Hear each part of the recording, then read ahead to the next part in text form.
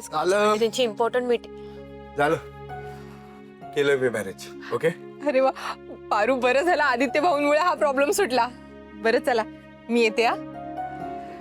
अरू, मी एक काम करतो. ते राहू द्या, तुम्ही आधी ऐका माझं. तुम्ही त्या मीटिंगला जा. तुम्ही नका करू काळजी. तुम्ही तिकडे नाही पोहोचला तर देवी आई रागवतील, माहिती आहे ना तुम्हाला. आणि आता कुठे तुमचं प्रोजेक्ट सुरू झालं तर व्यवस्थित पार पडू दे ना. तुम्ही ऐका ना माझं. आम्ही आहोत, आम्ही समजा मॅनेज करून घेऊ. तुम्ही नका जाऊ ते डबे पोचायला. मी पोचवते, मी करते ना. तुम्ही ऐका माझं प्लीज. किती फास्ट बोलतेस पारू. मी केलंय सगळं मॅनेज, डोंट वरी. सर मी पण प्रीतमला कळवलंय आजच्या वेळची उद्या मीटिंग करूया. सर पारू, आपली मुलं उपाशी राहता कामा नये ना. ओके नाही. मी एक काम करतो, मी पटकन जाऊन फ्रेश होऊन येतो. मला काहीतरी मस्त खायला कर आणि मी डबे पोचवतो. ओके चल, मी आलोच. आदित्य सर,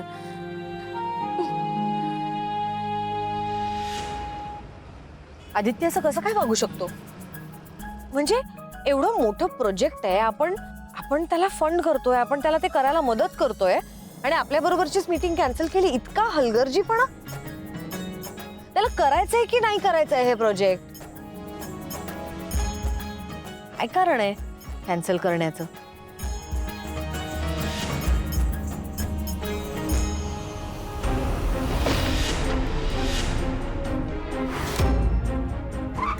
अरे ए! ए! काय करतोयस? गाडी चालवता येते का तुला?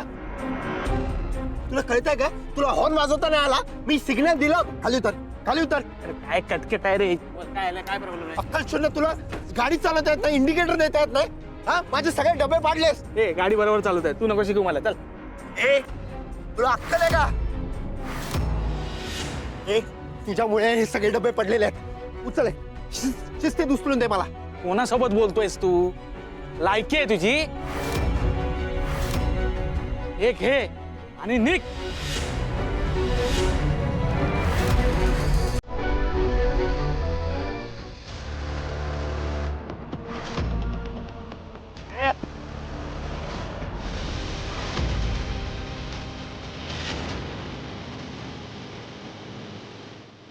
पैशांचा माज दाखवतोयस मला? तू जर का शिस्तीत माफी मागितली असतीस ना, तुला माफही केलं असतं. पण आता हे डबे तूच उचलायचे, कळलं का? चल उचल.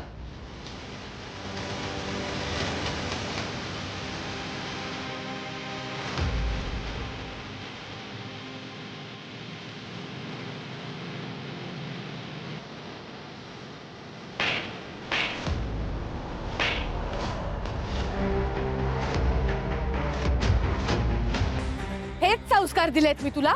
हे असं रस्त्यावर उतरून मारामारी करायचे? रस्त्यावरचा गुंडा आहेस तू? काय वाटतं तुला? काय चाललंय तुझं हे सगळं? आणि हे काय? डबे पोहोचवण्यासाठी तू आज मीटिंग कॅन्सल केलीस? काय चाललंय आदित्य तुझं? आई, तू आधीच सांग मला. तू जर प्रोजेक्ट विषयी सिरियस नसशील तर तसं सांगून टाक, कारण लोकांचा वेळ वाया घालवायला नको आणि अपेक्षाभंगही व्हायला आई, नको. आई प्लीज. तुझा काहीतरी गैरसमज होतोय. आणि मला का करायचं नसेल तो प्रोजेक्ट? आई, मी मेहनत घेतली. ही डबे पोहोचवण्याची मेहनत चाललीये का? आई समजून घे, पारूला डबे पोहोचवण्याची आणि म्हणून तू आजची महत्वाची मीटिंग कॅन्सल केलीस? आई, आई,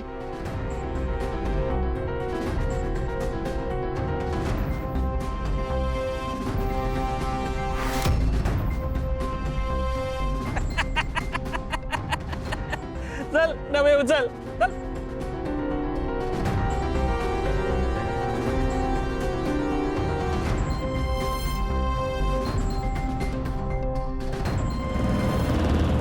पारू, आदित्य भाऊंची खरंच कमाल आहे बघ. आज ते होते म्हणून डबे वेळेत जातील, नाहीत पोरं उपाशी राहणार नाहीत. मीटिंग असून सुद्धा डबे पोचवायला गेलेत.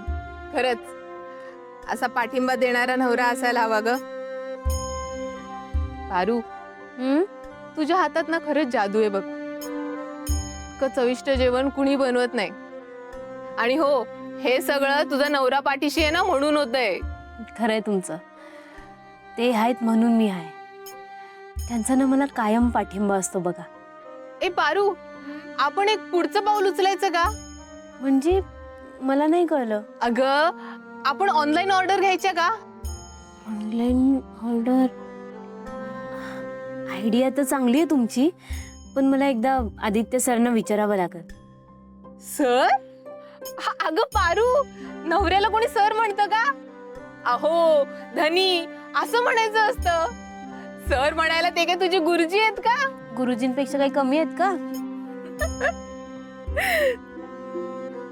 पण पारू, तुझं नशीब खरंच खूप छान आहे बघ. इतका छान, प्रेम करणारा, पाठिंबा देणारा, मदत करणारा नवरा मिळालाय तुला. दिसायला म्हणशील तर अगदी राजकुमारासारखा आणि बघायला श्रीमंत घराण्यातला, पण जराही गर्व नाही. पारू, खरंच खूप नशिबान आहेस बघ तू. मग माझे धनी आहेतच गुणी.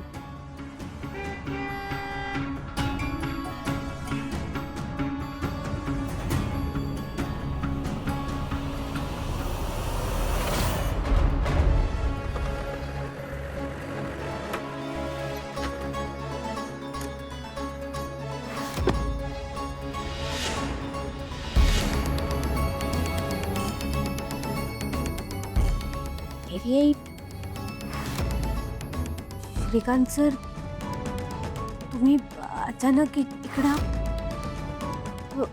या ना, आतमध्ये या.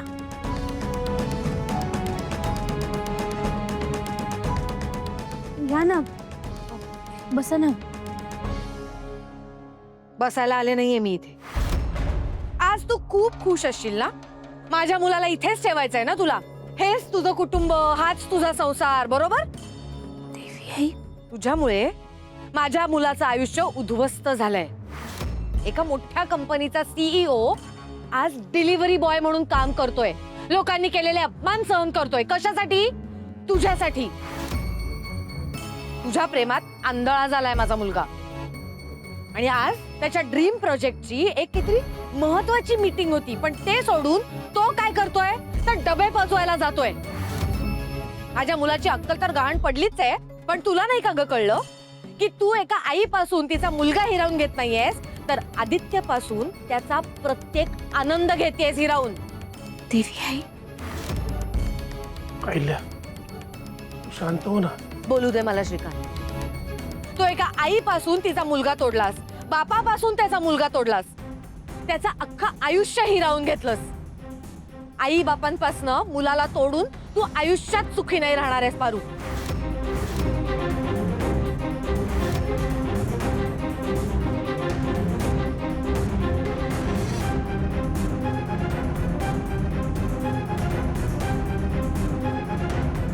काळजी आहे.